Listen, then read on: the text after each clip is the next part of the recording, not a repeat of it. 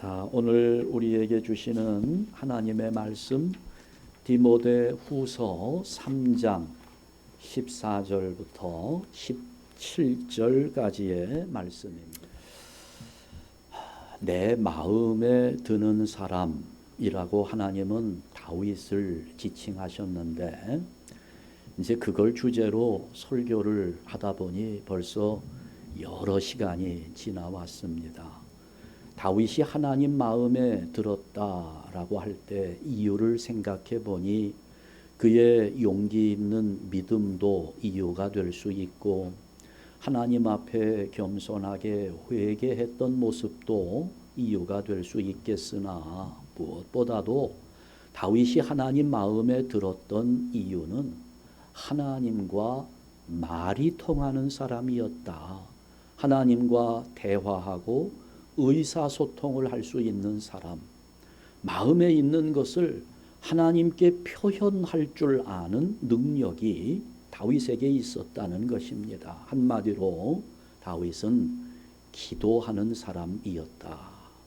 그것이 하나님 마음에 들었던 겁니다. 그렇다면 오늘 우리가 다윗만큼의 믿음의 모습을 가지지 못한다 할지라도 우리는 얼마든지 하나님과 소통하면서 하나님 마음에 드는 사람으로 살아갈 수 있다는 겁니다. 저는 우리 한샘교회 성도 여러분들 모두가 하나님 앞에서 너는 내 마음에 드는 사람이다 하는 인정과 칭찬을 들을 수 있기를 주님의 이름으로 축원합니다. 그러자면 일단 우리가 하나님 앞에 내 마음에 있는 것들을 표현할 줄 알아야 됩니다. 내가 하나님을 향해서 무엇을 알고 있는지, 무엇을 믿고 있는지, 내 믿음이 고백되어야 하고 나의 소원이 하나님 앞에 내 언어로 표현될 수 있어야 되는데 그러자니 이 안에 우리가 가지고 있는 정보들이 너무 많이 흩어져 있어서 이걸 좀 정돈해야 하는 일이 필요한 겁니다. 그 정도는 여러분의 입술이 열려서 소리를 내면서 하나님께 기도하는 가운데 그 믿음의 내용들이 정리되고 정돈될 수 있는 것입니다. 그렇게 우리가 이제 기도를 시작하는데 구체적으로 대상을 분명하게 하자 하는 말씀을 드렸습니다. 우리 기도의 대상은 하나님 아버지 한 분뿐이시라는 겁니다. 기도하면서 다른 대상 염두에 두시면 안 됩니다. 뭐 귀신 생각하지 말고요. 하나님만. 그래서 우리는 일단 기도할 때 선언부터 하는 거예요. 선포하고 기도하는 겁니다. 저를 따라합니다. 하나님 아버지 감사합니다. 이건 나의 선언이에요. 나는 지금 하나님 아버지께 기도하고 있다는 겁니다. 자기 선언이고 자기 고백입니다. 대단히 중요한 거지요. 하나님 아버지께 기도하는 것입니다. 그러면서 또 한 가지 기도하면서 반복되는 표현을 두려워하거나 꺼리지 말자고 말씀드렸습니다. 한 번 기도했는데 또 하는 것이 마음에 걸리는 분들이 있는 것 같아요. 괜찮습니다. 또 하셔도 됩니다. 그러니 우리의 기도는 언제나 현재형입니다. 그냥 지금 기도했지만 다음에 또 해야 될 기도이기 때문에 우리 기도의 서술은 늘 현재형의 기도가 되는 겁니다. 반복하는 거 두려워하지 마세요. 그러나 반복이 될 때 일정한 발음만 계속 반복하는 것은 옳지 않습니다. 또 그랬더니 어떤 분은 또 일정한 한 단어만 계속 반복하는 분이 계세요. 기도하는데 감사 이것만 또 반복을 해요.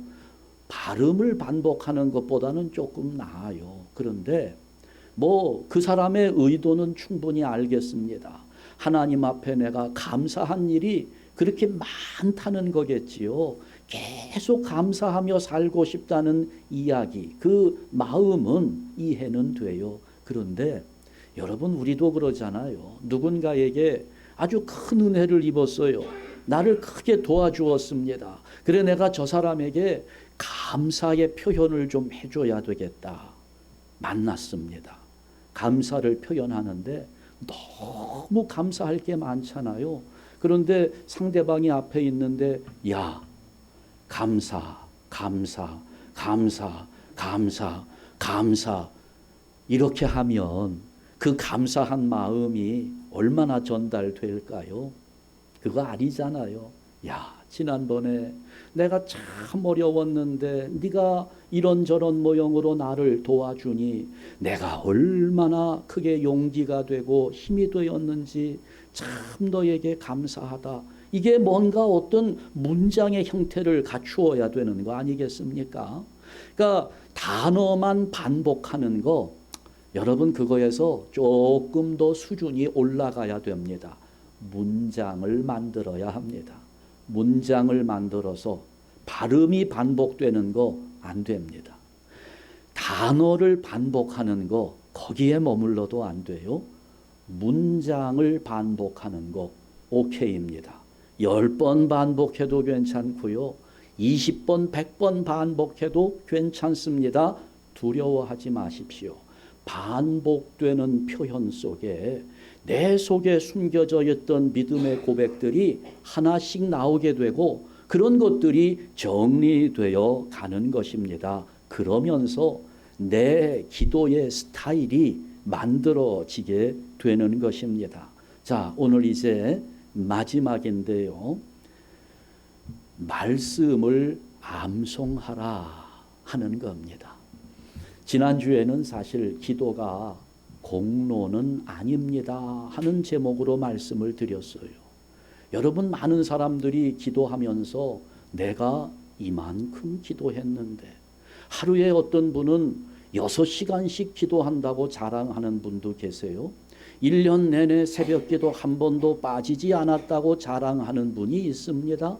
40일 동안 금식하며 기도했다고 자랑하는 분도 계세요. 여러분, 그러나 그렇게 한 것이 무슨 공로가 되어가지고 그러니 내가 그만큼 기도했으니 대가를 요구하는 마음이 있다면 그분은 처음부터 다시 시작해야 되는 겁니다. 기도는 공로가 아닙니다. 내가 이만큼 기도했으니까 그렇게 많이 기도한 만큼의 보상을 하나님께 기도한다면 헛수고하신 겁니다. 기도는 공로가 아니기 때문에.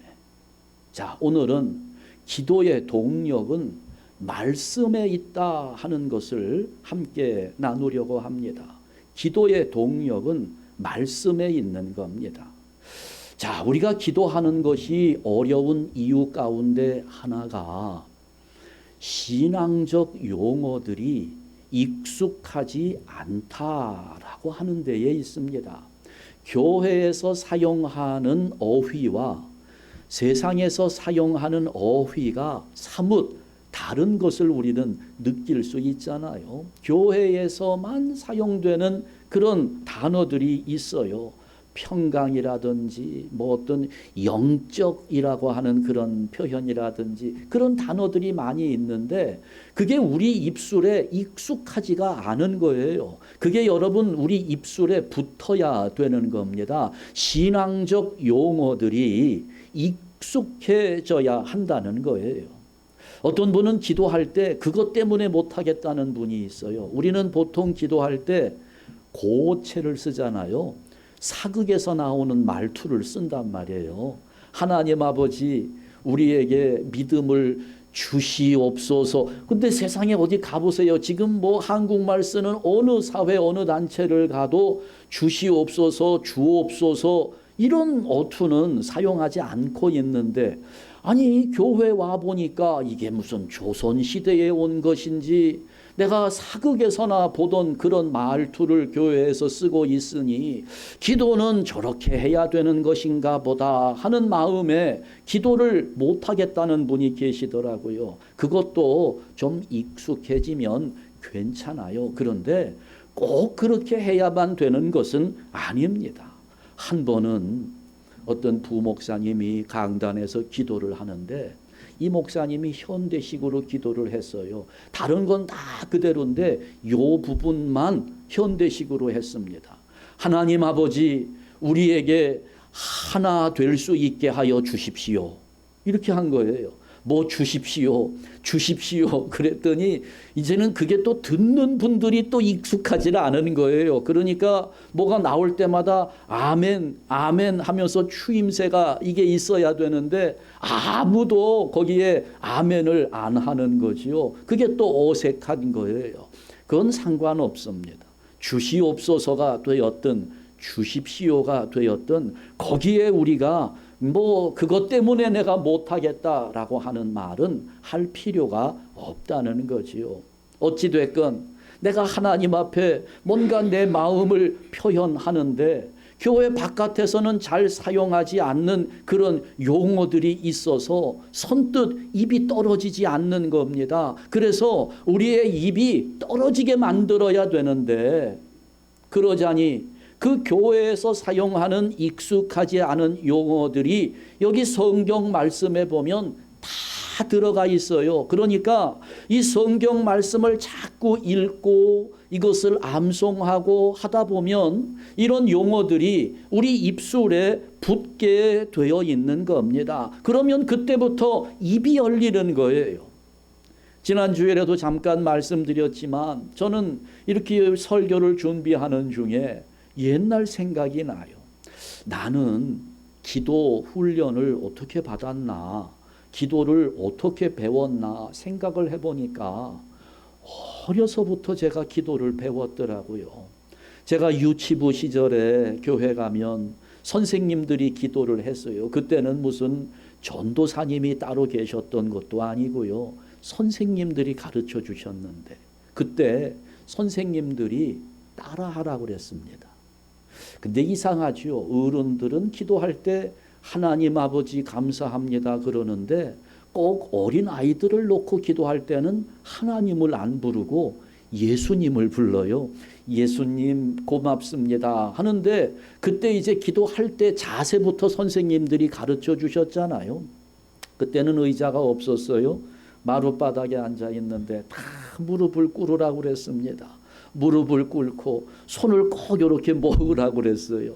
손을 모으고 그러면 선생님이 따라하라고 그랬어요. 예수님 하면 우리가 예수님 고맙습니다. 고맙습니다. 선생님 기도를 따라했어요.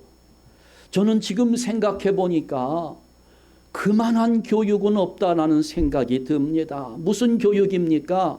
입을 열게 하는 교육인 거예요. 그때 입이 열리는 거죠. 자꾸 입이 열려서 그걸 말하다 보니까 그것이 익숙해지는 겁니다. 자연스러워지는 거지요. 그러니 기도가 그때부터 되었다라는 생각이 들어요.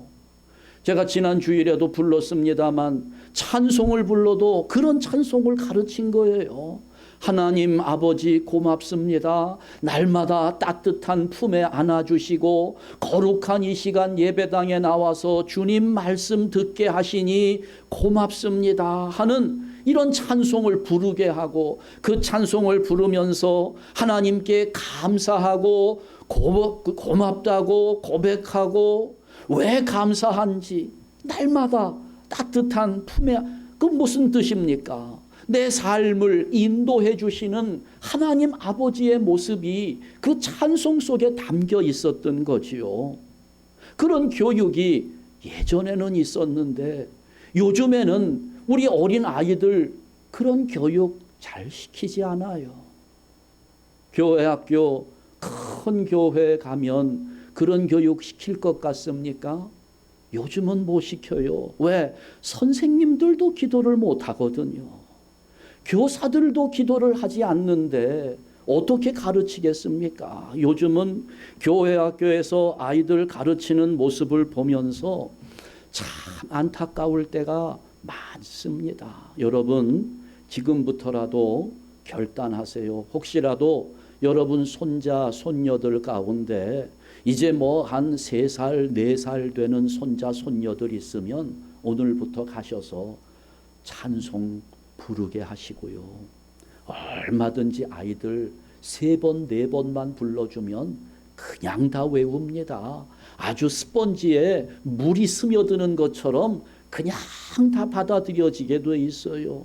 여러분들이 여러분 손자 손녀들 앞에서 한번 따라하라고 하면서 하나님 아버지 감사합니다 하며 따라하게 만들면 여러분 손자 손녀는 일평생 하나님 앞에 기도하는 거 어색하게 생각하지 않고 아주 자연스럽게 하나님과 소통하며 하나님 마음에 드는 자녀들로 자라날 수 있게 되는 것입니다. 근데 요즘에는 우리 아이들 어떻게 가르칩니까? 최근에 TV에서 아주 인기 있는 프로그램이 있지요. 미스 트롯인가요? 뭐 미스터 트롯도 있고 미스 트롯도 있고 한데 보면 아니 어린 아이들이 나와서 그 대회 어른들과 함께 경쟁을 하는데 깜짝 놀랄 정도죠. 어린 아이들이 얼마나 노래를 잘하는지. 아니 이제 한 8살 9살 정도밖에 되지 않은 아이가 춤추는 것도 놀랍고 아니 그 트로트 우리도 잘 표현되지 않는 그 노래 그거를 아니 그걸 어떻게 그렇게 감정을 잘 표현하면서 노래를 하는지 정말 놀랍습니다. 이야 참 대단하다. 많은 사람들이 TV를 보면서 열광을 하는데요. 제가 어린아이들 나오는 거 그건 너무 불편해서 제가 그거 보다가 이제는 보지 않습니다. 잘해요. 놀랍습니다. 정말 칭찬해 주고 싶어요. 그런데 불편합니다. 그 아이가 지금 그렇게 스포트라이트를 받으면서 그렇게 몸을 흔들어대고 춤추면서 그런 세상의 어떤 사랑을 노래하고 그럴 때가 아닌데 너무 일찍 그런 어떤 자본주의 사회 속에서 일어나는 그 돈 버는 일들, 사람의 인기를 끄는 일들에 아이들을 집어넣어 놓고 저는 참 그게 불편합니다. 사회만 그런 것이 아니라 여러분 교회도 그래요. 교회에서도 아이들이 안 오니까 아이들을 많이 오게 하려고 세상 프로그램을 그냥 사용합니다. 춤 대회를 열어요. 그러면 나와서 아이들이 춤을 추는데요. 요즘은 복음성가를 부르면서도 세상적인 춤들을 추면서 부르게 합니다. 그런데 요즘은 찬송도 안 불러요. 찬송은 그냥 이거 틀어놓고요. 여기 음반에서 나오는 소리에 그 찬송 소리 맞춰서 몸만 그냥 춤만 추는 거예요. 마치 무슨 아이돌 그룹이 10명 뭐 15명이 함께 모여서 단체 그룹으로 춤추는 것을 흉내 내듯이 그렇게 춤추는 경연 대회를 하질 않나. 한 번은 제가 이제 제 아이 고등부에 넣어놓고 저는 어른 예배 가서 드리고 아이를 데려가야 되는데 나오지를 않아요. 그날따라 2부 순서를 한다고 하니 시간이 길어졌습니다. 뭘 하나 하고 제가 가봤어요. 그랬더니 고등부 아이들 예배 드리고 난 다음에 2부 순서가 대회를 하는데 비트박스 경연 대회를 하는 거예요. 나와가지고 강단에 서서 아이들이 무슨 힙합 바지 같은 거 이런 거 입고 모자 뭐 삐딱하게 쓰고서는 마이크 대고 무슨 뭐 푹치기 푹치기 하는 거 있잖아요. 그 대회를 하는 거예요. 그러니까 아이들의 어떤 관심을 유도해서 오게 만들겠다고 하는 의도는 알겠습니다마는 교회 학교가 그런 어떤 세상의 춤 경연 대회를 하고 그런 뭐 비트박스 경연 대회를 하면 그런 거 가르치는 자리가 아니지 않겠습니까? 하나님의 말씀을 가르쳐야 할 자리에서 그런 엉뚱한 일들을 하게 되니까 가치관에 혼란이 오는 거예요. 우리 자녀들이 내가 그리스도인인데, 내가 기독교인 크리스찬이기는 한데 살아가는 모습은 그냥 세상 속에 물들어서 그걸 가지고 와서 교회 강단에서까지 그냥 푹푹대면서 이걸 하고 있는, 혼란이 오는 겁니다. 그러니 오늘날 이 시대가 얼마나 혼란스럽습니까? 하나님과 돈 사이에서 양쪽을 다 얻겠다고 하는 사람들이 대부분입니다. 하나님을 선택할래, 돈을 선택할래, 둘 다 선택하게 하는 사람들이 대부분이지요. 요즘은 정말 혼란스러워요. 많은 사람들이 왜 하나님을 섬기느냐라고 물을 때 돈 벌기 위해서 하나님을 섬긴다는 사람이 있는 거예요. 돈 많이 벌기 위해서 교회가 기도한다는 거지요. 돈 많이 벌기 위해서 하나님 믿는다는 겁니다. 여러분, 옳습니까? 하나님을 섬기기 위해서 내가 열심히 일을 해 돈을 벌고 내가 얻은 그것을 가지고 하나님 나라의 역사를 위하여 봉사하고 헌신해야 되는 것이 우리의 가치관이어야 하는데 이게 전도되어 버린 겁니다. 바뀌어 버린 거예요. 교회 강단에서조차도 그렇게 세상적인 경연대회를 하며 사람들을 모아놓고 교육을 하다 보니까 아이들의 생각이 이게 참 얼마나 요즘 교회는 유치한지 몰라요. 뭐 요즘에 교회가 싸우고 분열하고 갈라진다고 많은 분들이 참 걱정을 합니다만 이게 오늘날의 문제만은 아닙니다. 예전에 제가 아주 어렸을 때에도요, 저희 어머니가 하도 오질 않아서 저희 누나 등에 업혀서 교회를 간 적이 있어요. 가니까 교회가 난리가 났어요. 교인들이 그냥 막 삿대질을 하면서 싸우고. 근데 여러분, 그게 벌써 한 55년 전 일이거든요. 그러니까 뭐 오늘날만 교회가 싸우는 게 아니에요. 50년 전에도 싸웠어요. 싸운 것으로 말하면 초대교회 때도 싸웠어요. 고린도 교회도 싸웠다니까요. 빌립보 교회에도 싸움을 했고요. 교회가 분열됐어요. 이 교회 역사 속에 아주 오래된 역사인데 차이점이 있습니다.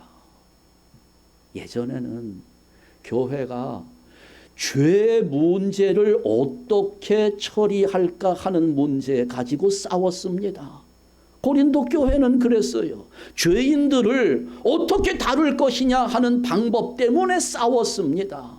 그러다가 신앙이 다른 것 때문에 싸워요. 신학적인 문제로 교회가 싸웠습니다. 다투었어요. 제가 어렸을 적 50년 전 그때만 해도요, 싸울 때 예배 시간에 찬송 부르며 박수를 치는 것이 옳으냐 아니냐 이것 가지고 싸웠습니다. 그래서 박수를 치는 파와 치지 말자는 파가 분열하는 거예요.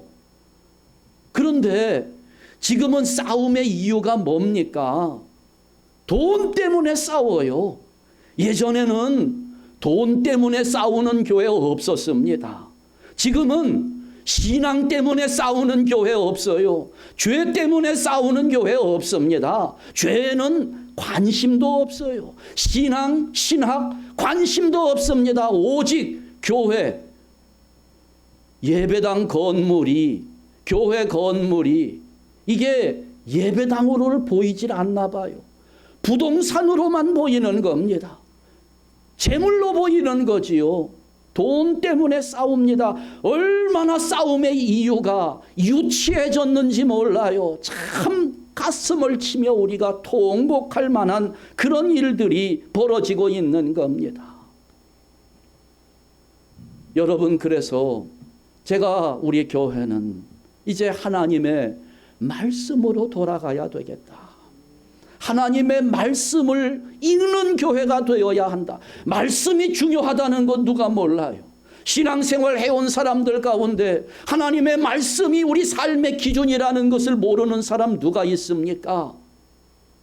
안 읽는 것이 문제지요. 읽지 않는 거예요. 교회의 기초는 하나님의 말씀에 있는 것인데 말씀을 읽는 것에 교회의 기초가 있는 것입니다. 그래서 성경을 암송하자. 우리가 성경을 통독하자. 제가요, 목회한 지가 벌써 30년이 넘었습니다. 목사로 안수 받은 것이 벌써 31년이 되었어요. 오래 했지요. 그런데 목회 지금까지 해오면서 최근 지난 2024년 1월부터 지금까지 한 달 채 되지 않는데 2주 동안 이처럼 행복한 적은 없었습니다. 너무 요즘은 행복해요. 우리가 성경 통독을 하면서 카톡방을 만들었고 그 카톡방을 열면 쫙 녹음되어 있는 게 무슨 권사님 누구누구 이름 쫙 써시는데 있고 누를 때마다 우리 교인들 목소리로 성경 읽는 소리가 나오는데 하나님 아버지 감사합니다. 저절로 나와요.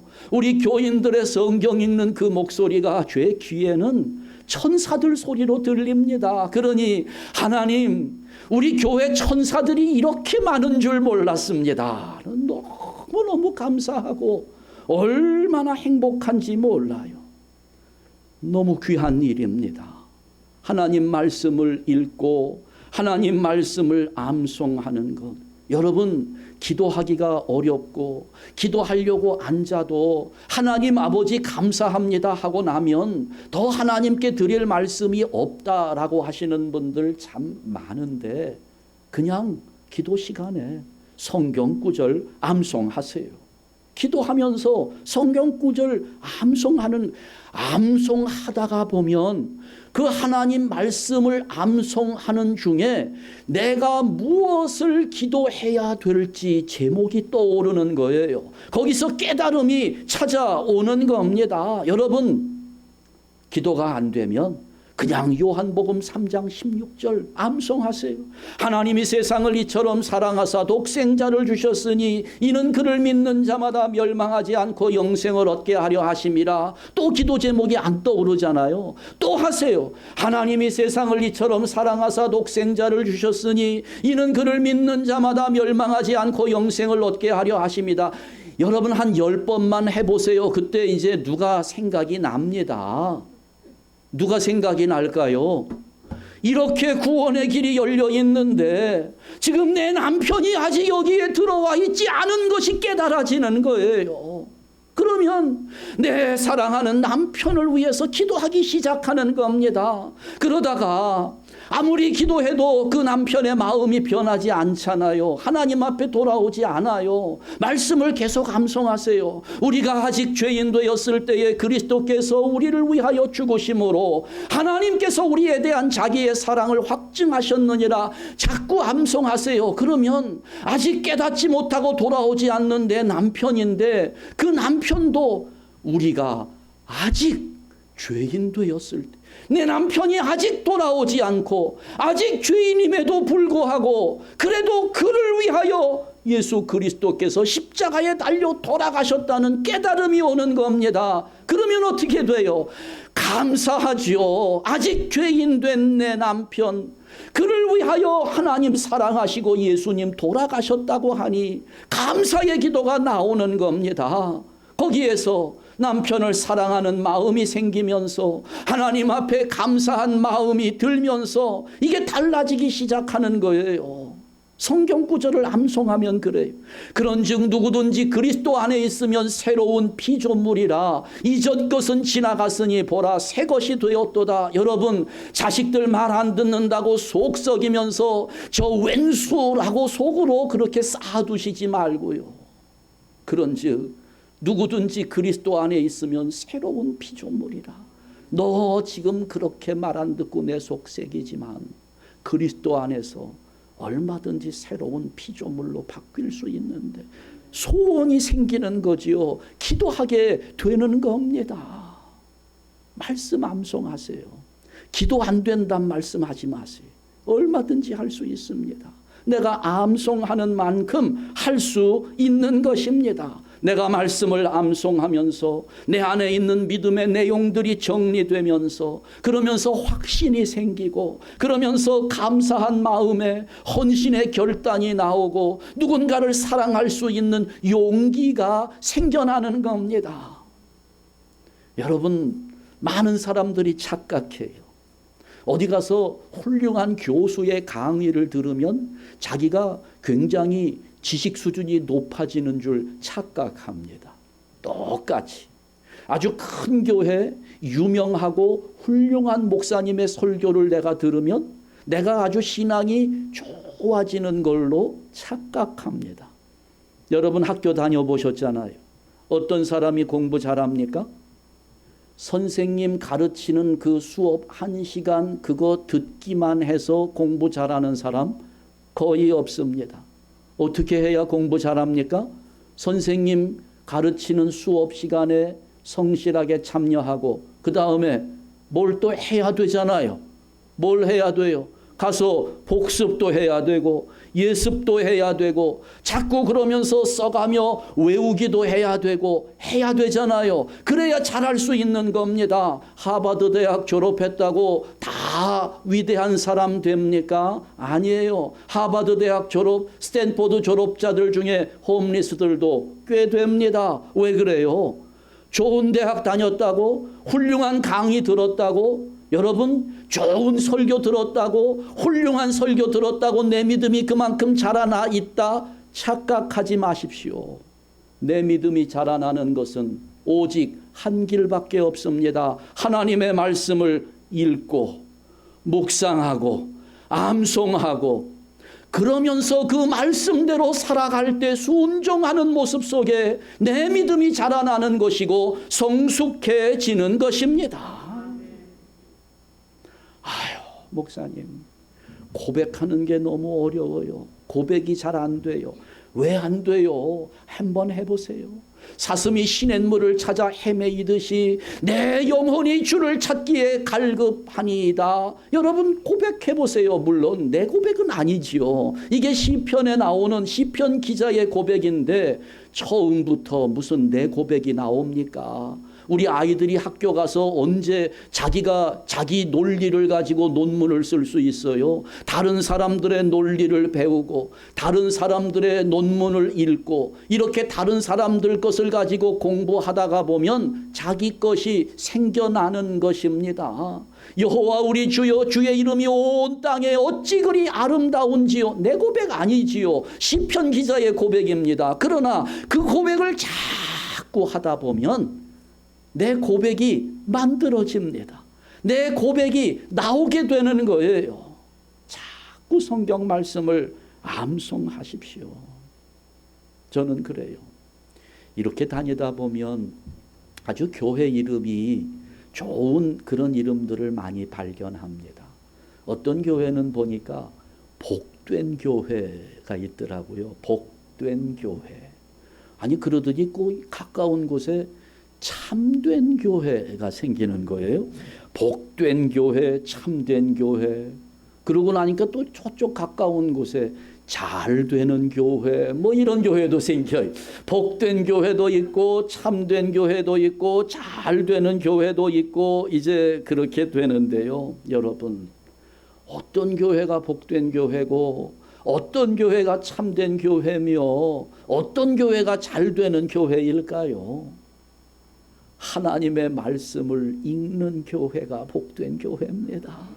하나님 말씀을 암송하고 하나님 말씀을 묵상하는 교인들이 그렇게 하는 교회가 참된 교회인 것이고요. 그리고 그렇게 우리가 읽고 묵상하면서 말씀대로 순종하는 교인들이 있을 때 잘 되는 교회가 되는 겁니다. 그러니까 여러분 우리 교회는 그냥 한샘 교회라는 이름으로 만족하세요. 이 한샘 교회가 복된 교회고 참된 교회고 잘 되는 교회인 것이 우리는 하나님의 말씀을 읽고 말씀을 암송하고 말씀을 묵상하면서 말씀대로 순종하는 교회이니까 우리 한샘 교회가 복된 교회고 참된 교회고 잘 되는 교회인 줄 믿으시기 바랍니다.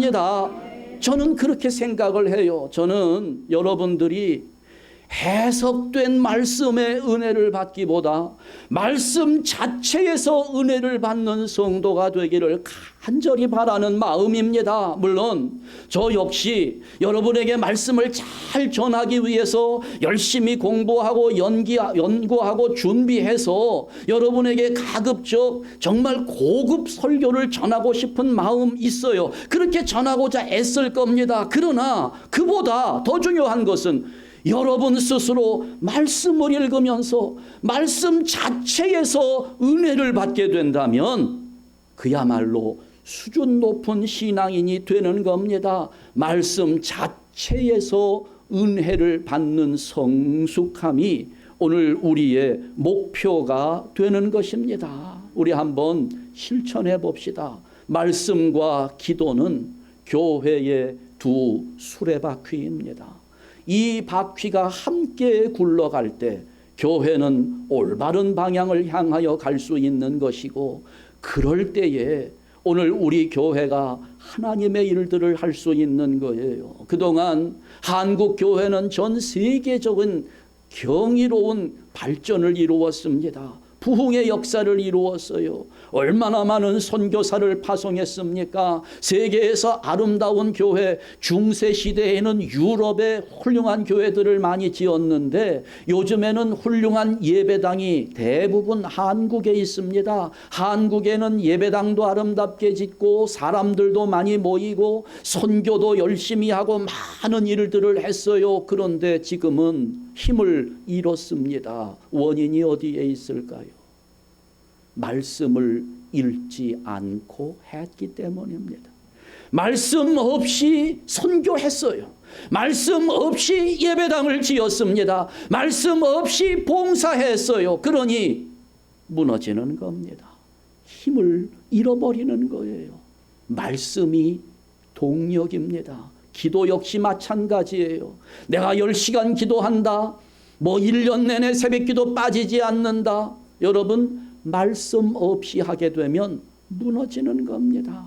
오늘 본문 16절, 17절 말씀 한번 다시 보시죠. 모든 성경은 하나님의 감동으로 된 것으로 교훈과 책망과 바르게 함과 의로 교육하기에 유익하니 이는 하나님의 사람으로 온전하게 하며 모든 선한 일을 행할 능력을 갖추게 하려 함이라. 아멘. 선한 일을 행할 능력, 선교도 하고 봉사도 하고 예배당도 짓고 여러 가지 우리가 할 일이 있어, 선한 일들이 있어요. 그 모든 선한 일을 행할 능력이 어디에서 갖추어진단 말입니까? 말씀을 통해서, 성경을 통해서 그 능력이 갖추어지는 것인데 그거 없이 그냥 일만 하는 거예요. 소용없습니다.